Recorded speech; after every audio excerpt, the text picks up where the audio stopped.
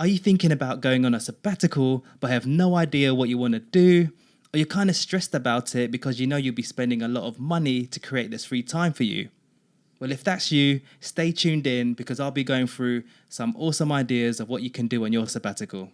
See you on the other side.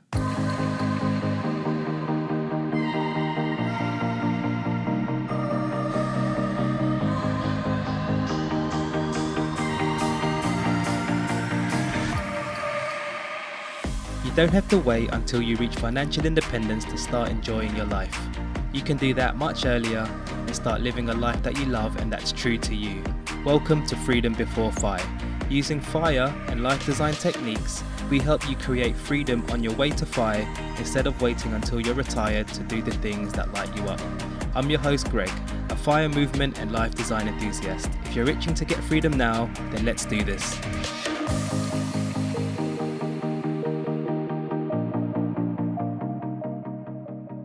Hello and good day to you, my friend. Welcome back to another episode of Freedom Before FI. So back in episode 17, I talked about lifestyle options you can consider if you're not really feeling your job that much. One of the things I suggested was taking a sabbatical, also known as a career break or a mini retirement, which is what I like to call it. So in some online groups, I do see questions where people are asking for suggestions of what they can do during a sabbatical. I think it's because there's some pressure as you'll be investing a lot to create this free time. You kind of want to make sure you make the most of it. But just remember, being able to do a sabbatical is already a win. It's not a common thing people are able to do. So anyway, on this episode, I hope to give you some ideas if you're currently considering one. Alright, so let's dive in. So DJ Didona from the Sabbatical Project talks about there being 3 archetypes for sabbatical takers. There's the explorer type, the seeker type, and the achiever type. So the explorer is a bit self-explanatory, but they want to explore what's out there and maybe go on a bit of an adventure. Now the seeker is all about answering deep inner questions and learning more about themselves. And then the achiever wants to accomplish a specific goal, for example, starting or finishing a project that they're passionate about. Now there's a 4th one I'd like to add, which can come under one of the 3 archetypes above, but I'll add it here just for clarity. And that is the snoozer. The snoozer's main priority is to rest, chillax, and recover. So anyway, those are the 4 types. By the way, it doesn't mean you can only choose one for your whole sabbatical. You can switch around the archetypes during your time off. So for example, you might want to be a snoozer for the first few weeks or months, then be an explorer and travel, then maybe doing a spiritual retreat as a seeker, then going back to being a snoozer for the last few months, getting loads of massages. Having said all of that, being a snoozer for a whole year sounds kind of enticing. When I went on my first 12-month sabbatical back in 2017, I was more of an explorer type with some sprinkling of the seeker type. Before I left, I handpicked certain things I wanted to see or experience in the world. I slow travelled to 5 or 6 different countries. I'd done some domestic travel around UK first, then I went to Thailand, then Maldives, Malaysia, Philippines, North America, then back to UK. I just really wanted to see the world and go on a bit of an adventure. I met loads of new people, I tried different outdoor activities, I'd done internships, I'd done lots of volunteering. Alright, so what I'll do today is I'll be splitting the ideas and options into those 4 archetypes. So let's start with the explorer type. Okay, so some ideas for an explorer might be doing international solo traveling, or what I like to call YOLO traveling. So right now, just think of all the places you've always loved to see. Now imagine actually going to them. Okay, so the next one is domestic traveling. Maybe a road trip by car, motorbike, caravan, or even a road bicycle. You can visit landmarks you've never been to. Of course, there's loads of activities you can do while doing solo traveling or domestic traveling, like hiking, free diving, camping, exploring historic monuments. But I won't cover all of them here. It's really up to you what you want to do and your preference. Okay, another thing you could do is doing 1 or multiple internships. So using your skills to work on projects that interest you. Another thing you can think about is applying for a working holiday visa. So certain countries allow young travelers, usually between like 18 to 30, to travel and work in their countries. This is popular in countries like Australia and New Zealand, so you can travel, visit different places, and also get some money while you're doing that. Win-win.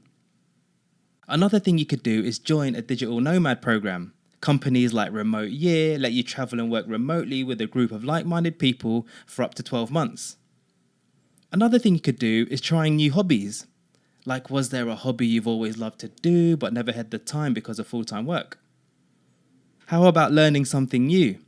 It could be a topic or a new skill, and can even be online or in person. Just think of all the things you've always wanted to learn but never had the time to. And then the last one is, how about experimenting with some side hustles? Maybe there's a creative project you've always wanted to try out, like writing, vlogging, or doing physical artwork. So for me, this podcast is a creative experiment that I started during my second sabbatical, which I'm currently on right now. All right, so let's head over to the second archetype, which is the seeker. So as a seeker, your motivation is one of self-discovery and doing more inner work. This could look like trying to find your purpose or your next chapter in life. So here are some ideas you can consider as a seeker. You can try doing a retreat somewhere in nature. So this could be like a meditation or a yoga retreat or any type of spiritual retreat. They're usually structured so you can get some guidance instead of trying it on your own. Another thing you can do is consider going on a pilgrimage walk, like the Camino de Santiago in Spain or the Kumano Kodo in Japan. How about getting some coaching? So this could be on a one-on-one, like life coaching or group coaching sessions. One of my favorite low-cost things you could try is reading lots of self-development books or consuming audiobooks. So from my perspective, some books can be life-changing and can help you make mindset shifts that benefit you in your journey. Another medium that I love is podcasts, obviously. I've learned so much from listening to podcasts, it's unreal. And I hope you do too, since you're listening to one right now. So another idea is volunteering. So for example, volunteering for a charitable organization which has a social impact, or volunteering for a cause which is close to your heart. Okay, so this next one is one of my absolute favorite things you can do on a sabbatical, which is going back to your roots. So this can mean a lot of different things to different people, but to give you a rough idea, this could be going back to your old hobbies you loved as a kid, catching up with old friends, spending time with family, or spending time in your old neighborhood. You could really do anything that kind of brings you back to you.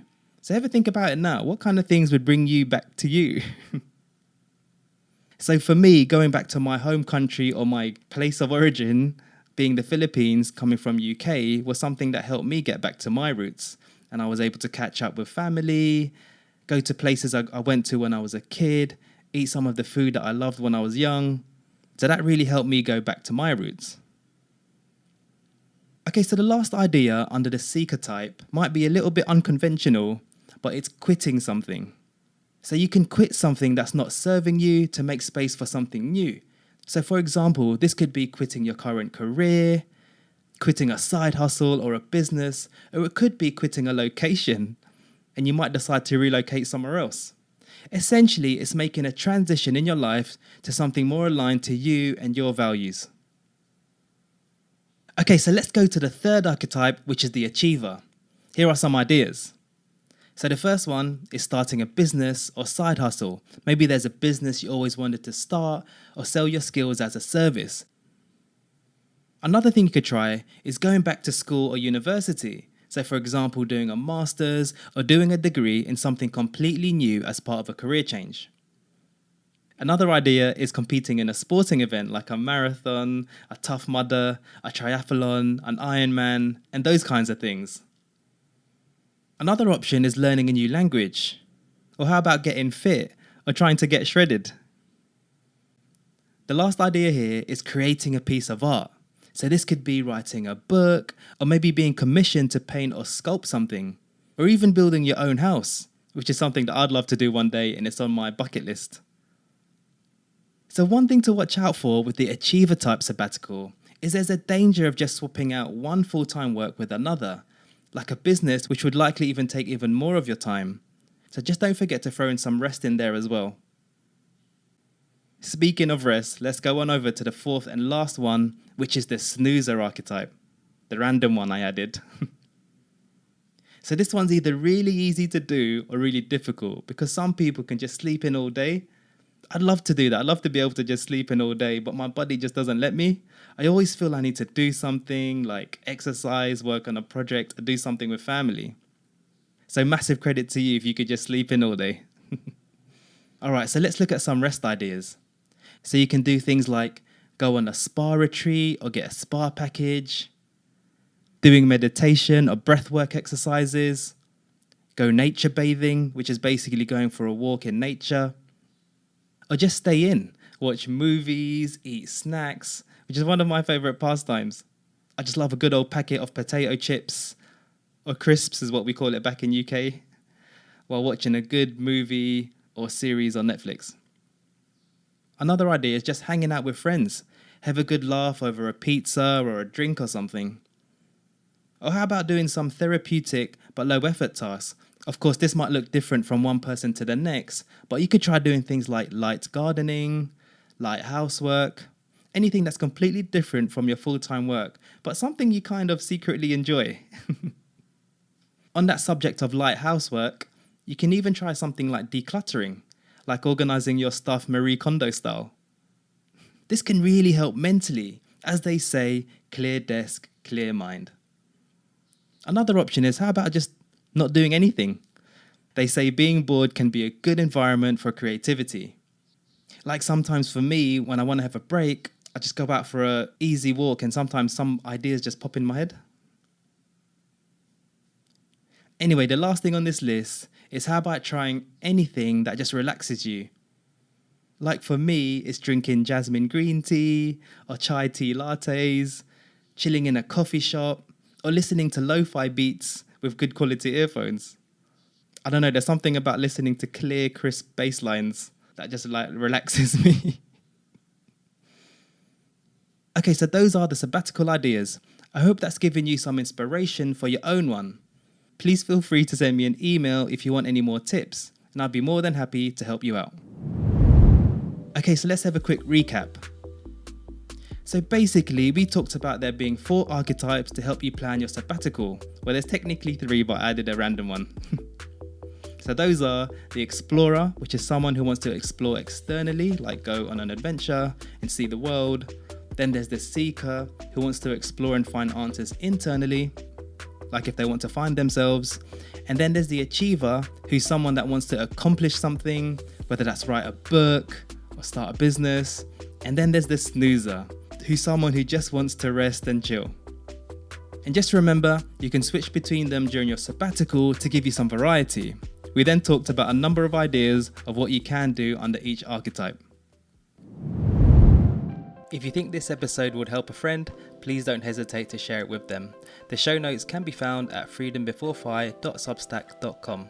If you have a question or want to connect, feel free to send me an email at freedombeforefire@proton.me. That's freedombeforefire@proton.me. If you found this show useful and want to be notified of future episodes, you can follow us on Spotify or Apple via the show's main page or on whatever app you're using right now. And lastly, if you've just learned one good thing that will help you in your journey and you want to help us out here, please do leave a 5-star rating on your podcast player app. If you're using Apple Podcasts, you can even leave a nice review by scrolling to the bottom of the podcast page. That would help us out loads. Alright, so that's what I've got for you today. I really hope that's given you some ideas and inspiration on your journey. And as always, practice gratitude, live life by your design, and do things that make you smile. You got this.